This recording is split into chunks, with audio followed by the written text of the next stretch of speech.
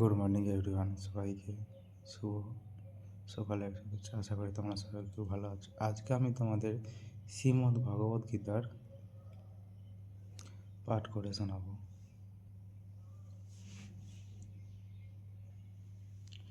গীতা তত্ত্বসার। কুরুক্ষেত্র মহাযুদ্ধ আরম্ভকালে ব্যাসদেব ধৃতরাষ্ট্রের সঙ্গে দেখা করতে এসে নানা বিষয়ে আলোচনার পর দুঃখের সঙ্গে ধৃতরাষ্ট্র বললেন, আমি জন্মান্ধ, কুরুক্ষেত্রে মহাযুদ্ধের কিছুই দেখতে পাবো না। এই কথা শুনে ব্যাসদেব বললেন, মহারাজ, এই যুদ্ধে সর্ববিষয় সঞ্জয়ের কাছে জানতে পারবে। আমি তাকে দিব্য দৃষ্টি দান করছি। সেই দৃষ্টির সাহায্যে যুদ্ধের সমস্ত ঘটনা দিব্য চক্ষে দেখে সে তোমার প্রশ্নের উত্তর দেবে। এই কথা বলে ব্যাসদেব প্রস্থান করলেন। শ্রীমদ্ ভগবদ্গীতার সবই স্বয়ং ভগবান শ্রীকৃষ্ণের মুখনিসৃত বাণী। কুরুক্ষেত্রের মহাসমরে যুদ্ধার্থী আত্মীয় স্বজনকে উপস্থিত দেখে যুদ্ধে অনিচ্ছুক অর্জুনকে ভগবান শ্রীকৃষ্ণ যে সমস্ত উপদেশ দিয়েছিলেন সেটি গীতারূপে প্রকাশ। ব্যাসের কৃপায় সঞ্জয় দিব্য দৃষ্টি লাভ করে হস্তিনায় ধৃতরাষ্ট্রের কাছে বসেই যেসব কথা বলেছিলেন তারই সারমর্ম এখানে দেয়া হয়েছে। প্রথম অধ্যায়, অর্জুন বিষাদযোগ। কুরুক্ষেত্রের রণাঙ্গনে অর্জুন যুদ্ধার্থী আত্মীয় সকলকে উপস্থিত দেখে ধনুর্বাণ ত্যাগ করে সারথিরূপে ভগবান শ্রীকৃষ্ণকে বললেন, হে কৃষ্ণ, রণাঙ্গনে এই সমস্ত আত্মীয় স্বজনদের দেখে আমার সমস্ত দেহ কম্পিত হচ্ছে, হাত থেকে ধনুর্বাণ খসে পড়ছে, আমি যুদ্ধ করতে পারবো না। এভাবে যুদ্ধ জয় কী লাভ? কুরুক্ষেত্রে মহাপাপ, কুলক্ষে মহাপাপ, যুদ্ধ করতে পারবো না এভাবে। সুতরাং তোমার কাছে আমার মিনতি, আমাকে এই পাপ কাজে প্রবৃত্ত করো না। গীতা পাঠ সম্পর্কে কিছু কথা। শ্রীমদ্ ভগবদ্গীতা যাহা বলা হয়েছে, অর্থাৎ উপদেশ ছলে ভগবানের শ্রী অর্জুনকে যাহা বলিয়াছেন, সেসব কথা মন প্রাণ দিয়া বুঝিবার চেষ্টা করা পাঠকের অবশ্য কর্তব্য। ইহা বুঝিতে পারিলেই সর্বশাস্ত্রে জ্ঞান জন্মিবে।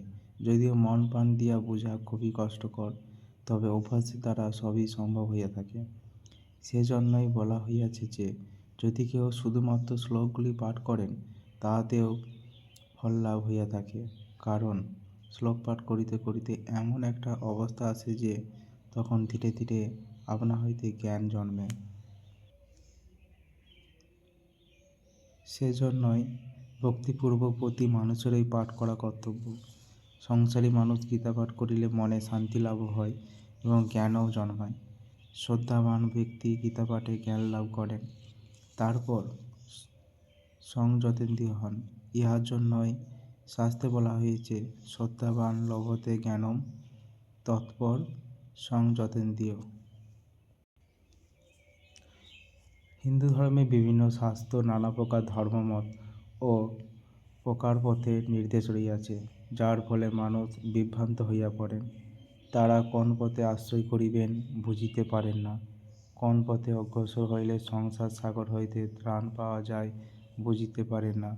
সেজন্য গীতায় বলা হইয়াছে, সংসার সাগরং ঘরং তন্তুমিচ্ছন্তি য নর গীতা পাঠং সমাসাদ্য পারং জাতি সুখেন চ। এই শ্লোকটির অর্থ হইল, যে মানুষ সংসার রূপ সমুদ্রে উত্তীর্ণ হইতে চান, তিনি গীতারূপ তরীর আশ্রয় গ্রহণ করিয়া অনায়াসে এই সংসার সমুদ্রের তীরে উপস্থিত হইতে পারেন। এজন্যই সর্বসাধারণের শ্রেষ্ঠ ও সহজ পথপ্রদর্শক হইল গীতা। গীতায় ধর্মীয়, সামাজিক, রাজনৈতিক সব বিষয় আলোচিত হইয়াছে। সংসারী ও সংসারত্যাগী সবার পক্ষে গীতা একমাত্র শ্রেষ্ঠ গ্রন্থ। সন্ন্যাসীদের জীবন সহজ সরল হইলেও সংসারীদের জীবন কঠোর এবং কঠিন। সংসারী মানুষ গীতা অবলম্বন করিয়া ভক্তি ও মুক্তিমার্গে উপনীত হইতে পারেন। দ্বিতীয় অধ্যায়, সাংখ্যযোগ। অর্জুনের মনের অবস্থা দেখে ভগবান শ্রীকৃষ্ণ তখন অর্জুনকে পাপ পুণ্য, ধর্ম অধর্ম ও কর্তব্য অকর্তব্য সম্বন্ধে বোঝাতে লাগলেন। শ্রী ভগবান বললেন, হে অর্জুন, যুদ্ধে উভয় পক্ষেরই মৃত্যু নিশ্চিত। কিন্তু মৃত্যু কি? মানুষ জন্মকালে শিশু থাকে, তারপর ক্রমশ কৈশোর ও যৌবন পার হয়ে বার্ধক্যে আসে। এই পর্যায়গুলির মতোই মৃত্যু একটি পর্যায়। তবে দেহের পরিবর্তন ঘটলেও আত্মার কোনরূপ পরিবর্তন হয় না। আত্মার ক্ষয় ও মৃত্যু নাই। জ্ঞানীরা এই জন্যই ক্ষণস্থায়ী জীবনের জন্য কখনো শোক বা দুঃখ প্রকাশ করেন না। পুরাতন জীর্ণ বস্ত্র ত্যাগ করে যেমন মানুষ নতুন বস্ত্র ত্যাগ করে, সেই রকম আত্মাও জীর্ণ দেহ ত্যাগ করে নতুন দেহ ধারণ করে। আত্মা অবিনশ্বর ও চোখে দেখা যায় না। আত্মদর্শনের নিমিত্ত যোগ সাধন ও ব্রহ্মজ্ঞানের দরকার হয়। সকলকেই কর্ম করতে হয়। ব্রহ্মজ্ঞানীও কর্ম করেন, তবে সেই কর্ম নিষ্কাম।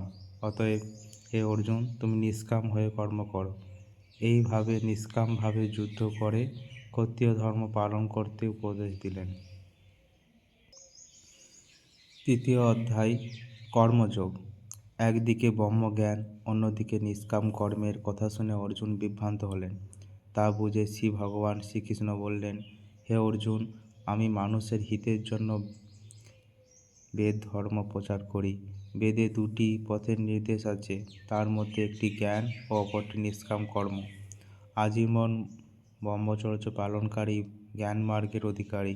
এই পথে কঠোর যোগ সাধনার দরকার, তাই খুব কম সংখ্যক লোক এই সাধনায় সিদ্ধি লাভ করে। কাজেই গৃহীগণের নিষ্কাম পথ অনুসরণ করাই উচিত। নিষ্কাম কর্মীগণের সবসময় মনে রাখতে হবে যে যে কাজে তিনি ব্রতী হয়েছেন সেই কাজ ভগবানের, তার নিজের নয়। এইরূপে শ্রী ভগবান অর্জুনকে আসক্তিহীন হয়ে নিজের কর্তব্য পালনের কথা বললেন। শ্রী ভগবান বললেন, হে অর্জুন, জয় পরাজয়, বিনাশ ও হিংসার কথা ভুলে যুদ্ধে প্রস্তুত হও। যেহেতু যুদ্ধই ক্ষত্রিয়ের ধর্ম। যে নিজ ধর্মকে ত্যাগ করে তার সমান পাপী আর কেউ নাই। নিজ ধর্মে মৃত্যুও সেও, কিন্তু পরধর্ম ভয়াবহ জানবে। চতুর্থ অধ্যায়, জ্ঞানযোগ। শ্রী ভগবান বুঝলেন যে অর্জুনকে নানাভাবে নানা উপদেশ দিলেও তার মন থেকে সন্দেহ দূর হয় না। তাই তিনি ক্রমে ক্রমে নিজের স্বরূপ প্রকাশ করতে লাগলেন। শ্রী ভগবান বললেন, হে অর্জুন, তুমি আমার প্রিয়, তাই তোমাকে এই গোপন জ্ঞানযোগের কথা বলছি। শোনো, সৃষ্টির আদিতে আমি সূর্যকে এই বিষয়ে বলেছিলাম। এই কথা শুনে অর্জুন বিস্মিত হয়ে চিন্তা করতে লাগলেন যে সূর্যের আবির্ভাব কল্পান্তর যুগ আগে এবং শ্রীকৃষ্ণের আবির্ভাব বহু যুগ পরে। তাহলে শ্রীকৃষ্ণ এমন কথা কেন বলছেন? তখন অর্জুনের মনোভাব বুঝে শ্রীকৃষ্ণ বললেন, হে অর্জুন, তাকে চিনতে পারেননি। তখন তিনি বললেন, হে পার্থ, তোমার ও আমার আগে বহুবার জন্ম হয়েছে, তা তুমি ভুলে গেছো, কিন্তু আমি ভুলি নাই। যখনই ধর্ম ক্ষয়প্রাপ্ত হয়, ধর্ম বিপর্যয় ঘটে, তখনই আমি পৃথিবীতে ও মহাত্মাগণের রক্ষার জন্য ও দুষ্কৃতিকারীদের দমনের জন্য বিভিন্ন রূপে আবির্ভূত হয়। আমার জন্ম মৃত্যু নাই, আমি শাশ্বত। আমি এক, আবার বহু। আমি নিষ্কাম কর্মের প্রতিষ্ঠার জন্যই তোমার রথের সারথি হয়েছি। আমার এই রূপ যিনি জানেন, তিনি মুক্তি লাভ করেছেন। আমাকে শ্রদ্ধা বা বিশ্বাস না করলে আমার স্বরূপ বুঝতে পারা যায় না। শ্রদ্ধাহীন মানুষ জ্ঞান লাভের করতে পারে না। তাই তুমি আমাকে সন্দেহ না করে আমার উপদেশ বাক্য অনুসরণ করো এবং আদেশ পালন করো। পঞ্চম অধ্যায়, কর্মসন্ন্যাস। শ্রী ভগবান পার্থকে ব্রহ্মজ্ঞানী যোগীদের সম্বন্ধে বলতে লাগলেন। যারা যোগ সাধনার সাহায্যে ব্রহ্মকে চিনেছেন তারা কর্ম করলেও আসক্তিহীন। তারা সব কর্মফল শ্রী ভগবানে অর্পণ করেন। এ কারণ তারা কর্ম সম্পর্কিত যন্ত্রণা থেকে মুক্ত হন। ব্রহ্মজ্ঞানীগণ সমস্ত প্রাণীকে সমভাবে দেখেন। মানুষ, পশু ইত্যাদি সমস্ত প্রাণীকেই শ্রী ভগবান রূপে দর্শন করেন। ষষ্ঠ অধ্যায়, অভ্যাসযোগ। ভগবান শ্রীকৃষ্ণ অর্জুনকে অভ্যাসযোগের বিষয়ে বিস্তৃতভাবে বলতে লাগলেন। যোগী ও সন্ন্যাসী কাকে বলে? তাদের লক্ষণ কী? সংসারে বাস করে যিনি কোনো কর্ম করেন না বা কর্তব্য পালনে বিমুখ, তিনি সন্ন্যাসী বা যোগী হতে পারেন না। সন্ন্যাসী ও যোগীর কর্ম পৃথক পৃথক। কামনা ত্যাগ করে সন্ন্যাসীরা কর্ম করেন, ফলাফলে তাদের আকাঙ্ক্ষা নাই। যারা ইন্দ্রিয় জয় করেছেন তারা যোগী।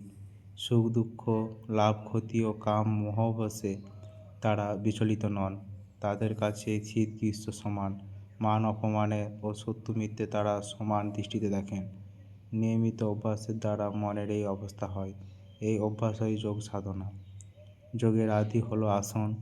দেহ মন স্থির ও শুদ্ধ করে আসনে বসে ধ্যান বা শ্রী ভগবানের চিন্তা করতে হয়। ধ্যান ও আসনের নিয়মগুলি শাস্ত্রে উল্লেখ থাকলেও গুরু ছাড়া এটি শিক্ষা করা সম্ভব নয়। বেশি আহারকারী ও অধিক উপবাসী, অধিক নির্যাপীয়, আবার বেশি জাগরণকারী এরাও যোগ সাধনার উপযুক্ত নয়। যোগ অভ্যাসের দ্বারা যখন মন স্থির হয় তখন অব্যক্ত এক আনন্দে যোগীর সমস্ত চেতনা লুপ্ত হয়। এই অবস্থার নাম সমাধি। এই সময় শোক দুঃখ লোভ মোহ প্রভৃতির আকর্ষণ মনকে স্পর্শ করতে পারে না। তখন সেই পবিত্র মনে শ্রী ভগবানের আবির্ভাব হয়। শ্রীকৃষ্ণের এইরূপ কথা শুনে অর্জুন বললেন, হে কৃষ্ণ, বহুকাল যোগ অভ্যাসের পর যদি কেউ আর নিষ্ঠার সঙ্গে যোগ অভ্যাস না করে বা সক্ষম না হয় তাহলে তার কী অবস্থা হয়? শ্রীকৃষ্ণ বললেন, তারা যোগভ্রষ্ট নামে পরিচিত হন। এইসব যোগভ্রষ্ট ব্যক্তি ঈশ্বর লাভ হয় না। তারা মৃত্যুর পর কিছুকাল স্বর্গসুখ ভোগের পর ইচ্ছা অনুযায়ী কোনো ধনীর গৃহে বা তপস্বীর গৃহে কিংবা জ্ঞানীর গৃহে জন্মগ্রহণ করেন।